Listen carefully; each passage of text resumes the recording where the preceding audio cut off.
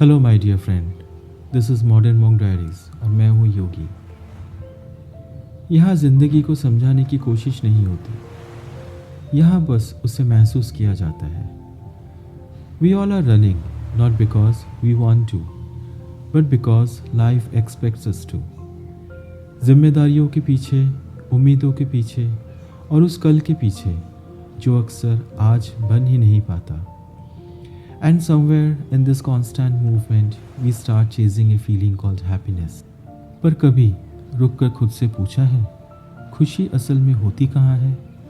We look for happiness in progress, in money, in growth, in stability. और फिर भी जब ये सब मिल जाता है तो भीतर कुछ शांत नहीं होता, क्योंकि शायद हम एक बात गलत समझ बैठे हैं कि खुशी कोई ऐसी चीज़ है जिसे पकड़ लिया जाए। विक्टर फ्रैंक ने कहा था, happiness cannot be pursued, it must ensure. इसका मतलब बस इतना है, खुशी कोई लक्ष्य बनाकर पीछा नहीं किया जा सकता है। खुशी तब आती है जब आप अपनी जिम्मेदारियां निभा रहे होते हैं, किसी अपने के लिए मौजूद होते हैं या किसी पल को बिना किसी अपेक्षा के जी रहे होते हैं। यानी खुशी कोई अचीवमेंट नहीं है, वो बस सही तरह से जीने का नेचुरल रिजल्ट है। हैप्पीनेस कोई लग्जरी नहीं होती, it doesn't make any noise. वो बस चुपचाप दिल के किसी कोने में जलती रहती है। माँ का एक हल्का सा हग और सिर पर रखा हुआ वही प्यारा सा हाथ। देन दैट फैमिलियर वॉइस, बाबू कहकर बुलाना, एज चाहे कितना भी क्यों ना हो। That one word has no advice, no questions, सिर्फ सुरक्षा और प्यार होती है।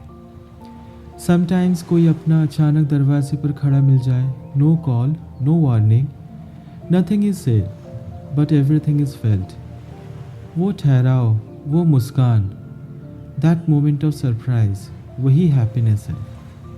कभी कोई अपना बिना कुछ कहे बस पास बैठ जाता है, नो ज्ञान, no solutions, just presence. And that presence दिल का बोझ थोड़ा हल्का कर देती है।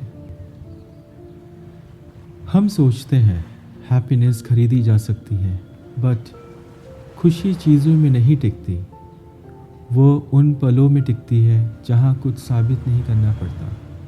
कभी आपने महसूस किया जब आपने किसी की मदद की एंड इन रिटर्न कुछ बड़ा नहीं, सिर्फ एक सच्चा सा थैंक्स मिला, और मे बी जस्ट अच्छा हुआ आप थे। उस रात नींद बिना बुलाए थोड़ी और गहरी हो जाती है।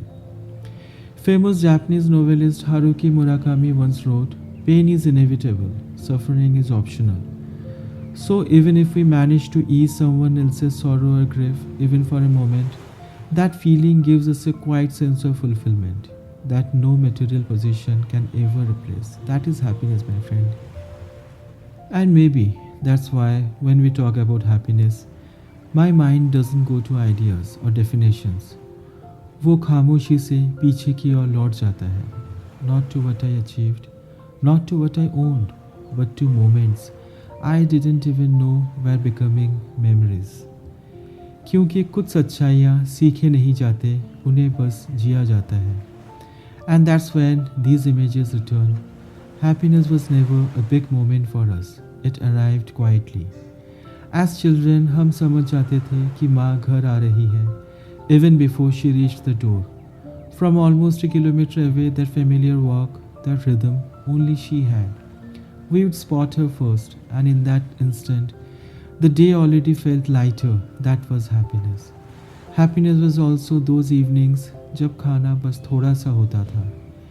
A small bowl of rice shared between us, yet somehow कोई गरीब महसूस नहीं करता था. Because there was warmth, माँ की मौजूदगी में, पास बैठे भाई बहनों में, elbows touching, quiet laughter में, with just an ounce of rice and a house full of love. हम भर जाते थे, not in the stomach, पर दिल में. Happiness also lived in our mother's eyes when report cards came home, when she saw us studying, trying, becoming better than yesterday. That soft spark, that quiet pride, जो उन्होंने कभी शब्दों में नहीं कहा, हाँ, that was happiness.